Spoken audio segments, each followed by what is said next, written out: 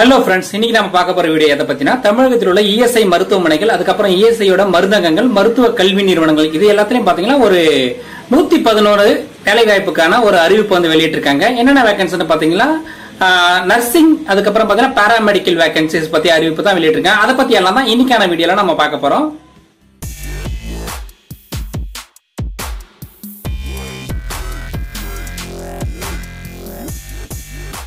இதுவரைக்கும் சேனலை சப்ஸ்கிரைப் பண்ணாமல் இருந்தீங்கன்னா மறக்காம கீழே தெரியுற சப்ஸ்கிரைப் பட்டனை பிரஸ் பண்ணிட்டு கூடவே இருக்க அந்த பெல் பட்டனையும் பிரஸ் பண்ணிடுங்க. அப்பதான் நாங்க போற வீடியோஸோட அப்டேட்ஸ் வந்து உடனுக்குடன் உங்களுக்கு வந்துவிடும்.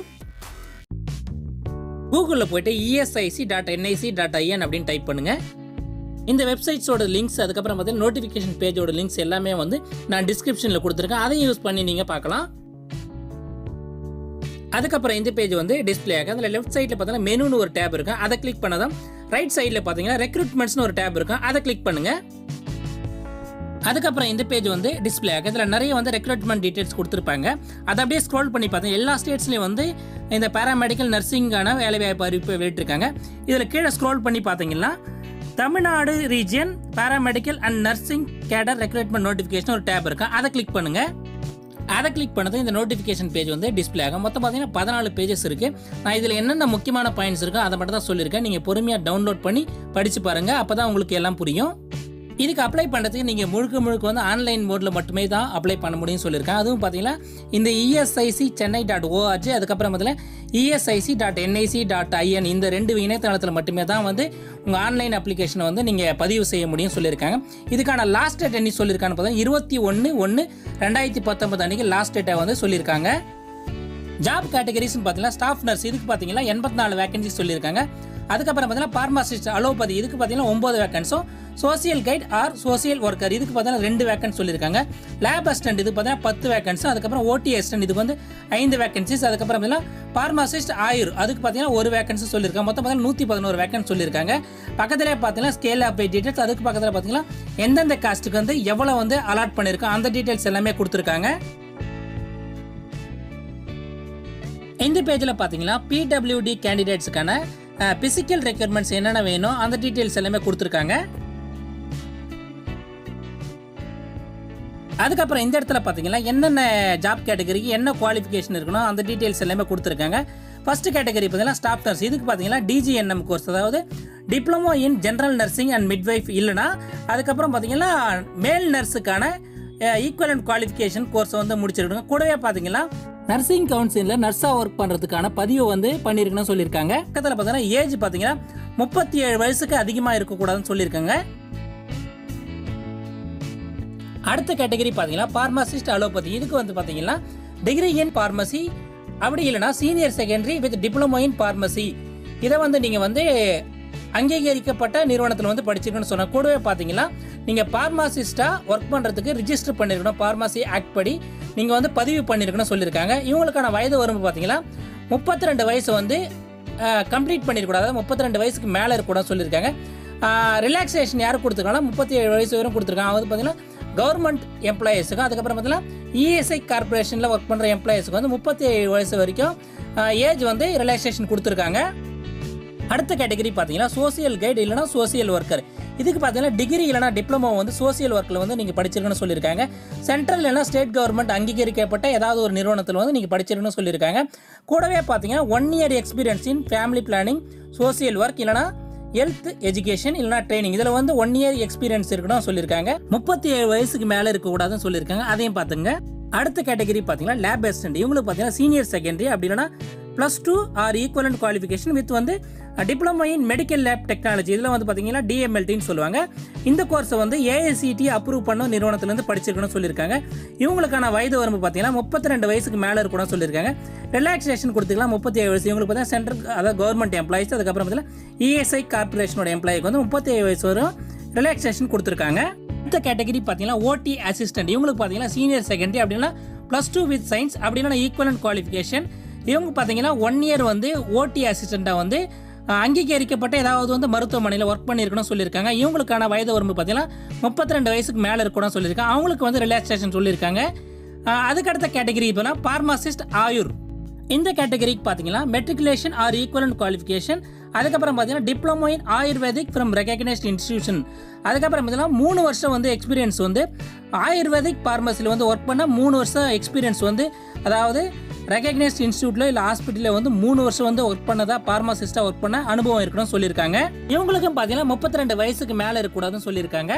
அதுக்கப்புறம் இந்த இடத்துல பார்த்தீங்கன்னா கேஸ்ட் வைஸ் வந்து அப்பர் ஏஜ் லிமிட் டீட்டெயில்ஸ் கொடுத்துருக்காங்க.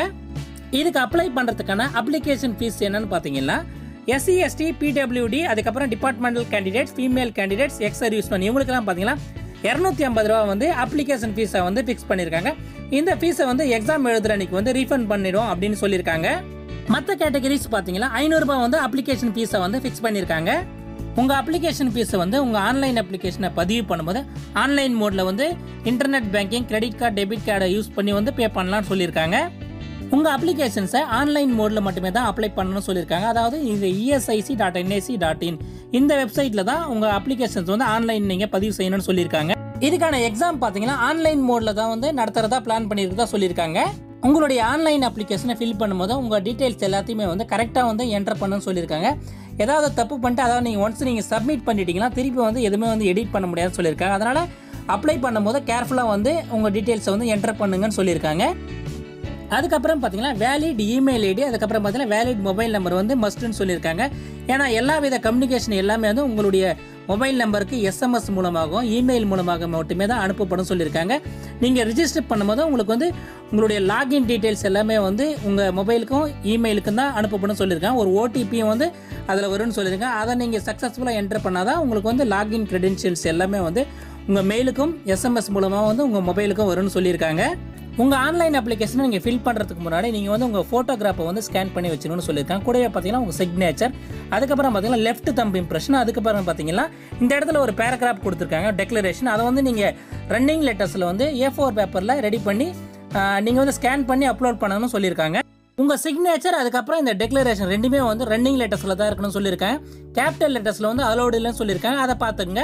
உங்கள் சிக்னேச்சர் வந்து பிளாக்ல இருக்கணும்னு சொல்லியிருக்காங்க. அதே போல் பார்த்தீங்கன்னா உங்கள் லெஃப்ட் தம்ப் இம்ப்ரெஷன் வந்து ப்ளூ இல்லைனா பிளாக்ல வந்து கிளியராக இருக்கணும்னு சொல்லியிருக்காங்க. அதையும் பார்த்துங்க. அதுக்கப்புறம் பார்த்தீங்கன்னா இந்த இடத்துல பார்த்தீங்கன்னா உங்கள் ஃபோட்டோகிராஃபி வந்து என்ன சைஸில் இருக்கணும் அந்த டீட்டெயில்ஸ் கொடுத்துருக்காங்க. சைஸ் பார்த்தீங்கன்னா 20 KBலேருந்து 50 KB கூட இருக்குன்னு சொல்லியிருக்காங்க. அது கூட பார்த்தா நிறைய இன்ஸ்ட்ரக்ஷன் சொல்லியிருக்காங்க. நீங்கள் பொறுமையாக படித்து பார்த்துட்டு அதன்படி வந்து உங்கள் ஃபோட்டோ சிக்னேச்சர் எல்லாத்தையுமே ஸ்கேன் பண்ணி அப்லோட் பண்ணுங்கள். சிக்னேச்சர் பார்த்தீங்கன்னா கேபிட்டல் லெட்டர்ஸில் இருக்கணும்னு சொல்லியிருக்காங்க. அதை முக்கியமாக பார்த்துங்க. பிளாக் இங்கில் தான் இருக்கணும்னு சொல்லியிருக்காங்க. அதையும் பார்த்துங்க. சிக்னேச்சரோட ஃபைல் சைஸ் பார்த்தீங்கன்னா 10 KBலேருந்து 20 KBக்குள்ளே இருக்கணும்னு சொல்லியிருக்காங்க. அதுக்கப்புறம் பார்த்தா லெஃப்ட் தம்ப் இம்ப்ரெஷன் இதுக்கு பார்த்தீங்கன்னா 20 KBலேருந்து 50 KBக்குள்ளே அந்த சைஸ் இருக்கணும்னு சொல்லியிருக்காங்க. அதன்படி உங்கள் இமேஜஸ் எல்லாமே நீங்கள் ஸ்கேன் பண்ணி முன்னாடியே வந்து சிஸ்டத்தில் போட்டு வச்சுட்டு அப்ளை பண்ணுங்கள். அப்போ தான் உங்களுக்கு ஈஸியாக இருக்கும். உங்களுடைய ஹேண்ட் ரிட்டன் டெக்ளரேஷன் பார்த்தீங்கன்னா 50 KBலேருந்து 100 KBக்குள்ளே இருக்கணும்னு சொல்லியிருக்காங்க. A4 ஷீட்டில் வந்து உங்கள் சொந்த ஹேண்ட் ரைட்டிங்கில் தான் இருக்கணும்னு சொல்லியிருக்காங்க. அதாவது ரன்னிங் லெட்டர்ஸில் உங்கள் சொந்த ஹேண்ட் ரைட்டிங்கில் இருக்கணும்னு சொல்லியிருக்காங்க. அதை முக்கியமாக பார்த்துங்க. அதுக்கப்புறம் இந்த இடத்துல பார்த்தீங்கன்னா நீங்கள் ஆன்லைன் அப்ளிகேஷனை ஃபில் பண்ணுறதுக்கு முன்னாடி உங்களுடைய டீட்டெயில்ஸ் எப்படி ரிஜிஸ்ட்ரேஷன் பண்ணுறது அதை பற்றி சொல்லியிருக்காங்க. ஃபர்ஸ்ட் ஸ்டெப் பார்த்தீங்கன்னா esic.nic.in அந்த வெப்சைட்டில் போயிட்டு அதுக்கான லிங்க் ஓப்பன் பண்ணிங்கன்னா ஒரு வந்து ஐ அக்ரின்னு ஒரு செக் பாக்ஸ் ஓப்பனும். அதை வந்து நீங்கள் டிக் பண்ணிவிட்டு ஸ்டார்ட் பட்டனை வந்து ப்ரெஸ் பண்ண சொல்லிடுறேன். அதுக்கப்புறம் பார்த்தீங்கன்னா உங்களுடைய இமெயில் ஐடி மொபைல் நம்பர் வந்து என்டர் பண்ணிங்கன்னா உங்களுக்கான ஓடிபி அதுக்கப்புறம் பார்த்தீங்கன்னா லாகின் டீட்டெயில்ஸ் எல்லாமே வந்து உங்கள் மொபைலுக்கும் இமெயிலுக்கும் வந்து அனுப்பப்படும் சொல்லியிருக்காங்க. அதை யூஸ் பண்ணி நீங்கள் வந்து லாகின் பண்ணி உங்கள் டீட்டெயில்ஸ் எல்லாமே வந்து என்டர் பண்ணணும்னு சொல்லியிருக்காங்க. ஒன்ஸ் உங்களுடைய ஆன்லைன் அப்ளிகேஷன் ப்ராசஸை நீங்கள் கம்ப்ளீட் பண்ணதும் 24 to 36 ஹவர்ஸில் வந்து மேக் பேமெண்ட்னு ஒரு டேப் ஓப்பன் ஆகும். அதை யூஸ் பண்ணி உங்களுடைய அப்ளிகேஷன் ஃபீஸை வந்து நீங்கள் ஆன்லைன் மோடில் வந்து பே பண்ணலான்னு சொல்லியிருக்காங்க. உங்கள் அப்ளிகேஷனை ஃபில் பண்ணுறதுக்கு முன்னாடி இந்த இன்ஸ்ட்ரக்ஷன் எல்லாமே ஒரு வாட்டி பொறுமையாக கேர்ஃபுல்லாக படிச்சுட்டு அதுக்கப்புறம் அப்ளிகேஷனை வந்து நீங்கள் ஃபில் பண்ணுங்கள். அப்போ தான் உங்களுக்கு வந்து ஈஸியாக இருக்கும். இந்த எக்ஸாம் பார்த்தீங்கன்னா 2 hours நடக்குன்னு சொல்லியிருக்காங்க. மொத்தம் 125 மார்க்ஸ் இருக்குன்னு சொல்லியிருக்காங்க. இதுக்கு பார்த்தீங்கன்னா நெகட்டிவ் மார்க்ஸ் இருக்குன்னு சொல்லியிருக்காங்க. அதாவது நீங்கள் தவறான விடை அளிச்சா அதுக்கு வந்து நெகட்டிவ் மார்க்ஸ் இருக்குதுன்னு சொல்லியிருக்காங்க. அதுக்கப்புறம் பார்த்தீங்கன்னா இன்னும் நிறைய இன்ஸ்ட்ரக்ஷன்லாம் சொல்லியிருக்காங்க. அதாவது செலெக்ஷன் வந்து எந்த மோடில் வந்து செலக்ட் பண்ண, அதாவது நீங்கள் எடுக்கிற மார்க்ஸ் பேஸ் பண்ணி தான் செலக்ட் பண்ணுறதா சொல்லியிருக்காங்க. அதுக்கப்புறம் பார்த்தீங்கன்னா எக்ஸாமினேஷன் சென்டர் எல்லாமே வந்து நீங்கள் உங்கள் ஆன்லைன் அப்ளிகேஷனை நீங்கள் பதிவு செய்யும் போது கரெக்டாக வந்து உங்களுக்கு எந்த எக்ஸாம் சென்டர் தேவையோ அதை வந்து கரெக்டாக வந்து நீங்கள் வந்து மென்ஷன் பண்ணணும்னு சொல்லியிருக்காங்க. தவறாக பண்ண வேண்டாம்னு சொல்லியிருக்காங்க. அதை கேர்ஃபுல்லாக பார்த்து பண்ணுங்கள். அதுக்கப்புறம் முக்கியமாக என்ன சொல்லியிருக்காங்கன்னா உங்களுடைய அப்ளிகேஷனோட பிரிண்ட் அவுட்டை வந்து அதாவது ஆன்லைன் அப்ளிகேஷனோட பிரிண்ட் அவுட்டை வந்து நீங்கள் வந்து இஎஸ்ஐ நிறுவனத்துக்கு அனுப்ப தேவையில்லைன்னு சொல்லியிருக்காங்க. உங்கள் ரெஃபரன்ஸுக்காக நீங்கள் பிரிண்ட் அவுட் எடுத்து வைத்தால் மட்டுமே போதுமானதுன்னு சொல்லியிருக்காங்க. ஒரு கேண்டிடேட் வந்து ஒரு அப்ளிகேஷன் மட்டுமே தான் சப்மிட் பண்ணணும்னு சொல்லியிருக்காங்க. அதையும் பார்த்துங்க. எக்ஸாமினேஷன் டேட்ஸ், வென்யூ, அப்புறம் பார்த்தீங்கன்னா உங்களுடைய ரோல் நம்பர் எல்லா டீட்டெயில்ஸுமே வந்து உங்கள் மொபைலுக்கும் இமெயிலுக்கும் வந்து அவங்க வந்து அனுப்புறதா சொல்லியிருக்காங்க. தபால் மூலமாக அனுப்ப மாட்டேன்னு சொல்லியிருக்காங்க. எல்லா கம்யூனிகேஷன் வந்து இமெயிலுக்கும் எஸ்எம்எஸ்க்கும் தான் அனுப்பப்படும் சொல்லியிருக்காங்க. இதுக்கான லாஸ்ட் டேட் பார்த்தீங்கன்னா திரும்பவும் சொல்கிறேன் 21/1/2019 அன்றைக்கி வந்து லாஸ்ட் டேட் சொல்லியிருக்காங்க. ஃபீஸை பே பண்ணுறதுக்கான லாஸ்ட் டேட் பார்த்தீங்கன்னா 24/1/2019 அன்றைக்கி சொல்லியிருக்காங்க. ஆன்லைன் அப்ளிகேஷன் ரெஜிஸ்ட்ரேஷன் லிங்க் வந்து இன்றைக்கி 3 மணிக்கு வரைக்கும் ஓப்பன் ஆகலை. அவங்க வந்து ஷார்ட்லி வந்து இதுக்கான லிங்க் வந்து ஓப்பன் ஆகிறதா ஒரு மெசேஜ் சொல்லியிருக்காங்க. அதனால் இந்த வெப்சைட்டில் நீங்கள் பார்த்துட்டே இருங்க. அந்த லிங்க் ஓப்பன் ஆனதும் அதை யூஸ் பண்ணி உங்களுடைய அப்ளிகேஷனை வந்து ஆன்லைனில் பதிவு பண்ணிட்டு அப்ளை பண்ணுங்கள். இந்த வீடியோ உங்களுக்கு பிடிச்சிருந்தா மறக்காமல் இந்த வீடியோக்கு ஒரு லைக் கொடுங்க. இது யூஸ்ஃபுல்லாக இருக்குன்னு நினச்சிக்கலாம் உங்கள் ஃப்ரெண்ட்ஸுக்கெல்லாம் ஷேர் பண்ணுங்கள். நன்றி, வணக்கம், ஆல் தி பெஸ்ட்.